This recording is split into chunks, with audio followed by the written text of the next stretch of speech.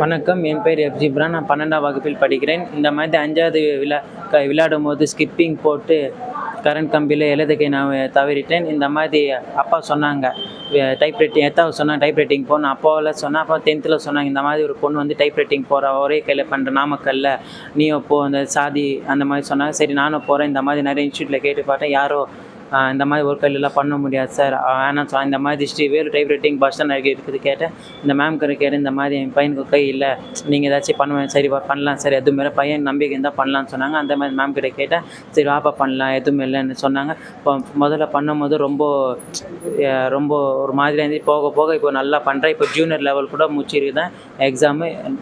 Ambient வந்து CA படிக்கணும் sir. அவர் வந்து 5வது படிக்கும்போது ஒரு மின் விபத்தில் வந்து அவரோட வலது கை வந்து முற்றிலும் வந்து அகற்றப்பட்டது.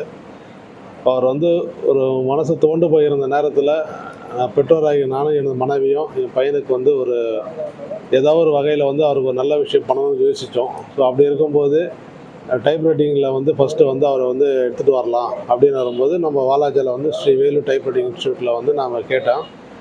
அவங்க வந்து மேடம் வந்து கண்டிப்பாக நான் பண்ணுறேன், ஏன்னா ஆல்ரெடி ஒரு நாமக்கல் ஒரு லேடி வந்து பண்ணியிருக்காங்க, ஸோ அதே மாதிரி கண்டிப்பாக பண்ணலாம் சார், ஒன்றும் இது பண்ண வேணாம், நான் பையனுக்கு வந்து கண்டிப்பாக நான் ஹெல்ப் பண்ணுறேன், நான் சப்போர்ட் பண்ணுறேன். அவங்க மேடமும் அவங்க ஹஸ்பண்டும் கொஞ்சம் சப்போர்ட்டில் வந்து இன்றைக்கி என்னோடய சன் வந்து ஜூனியர் லெவலில் நடக்கிற டைப் ரைட்டிங் வந்து நல்லபடியாக முடிச்சிருக்கிறாரு.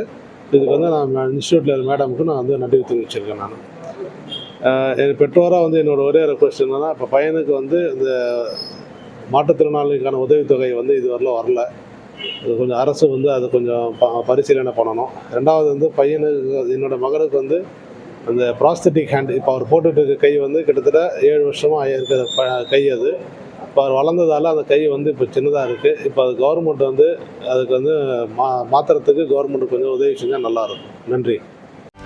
செய்திகளை உடனுக்குடனும் துல்லியமாகவும் தெரிந்து கொள்ள சப்ஸ்கிரைப் பண்ணுங்க.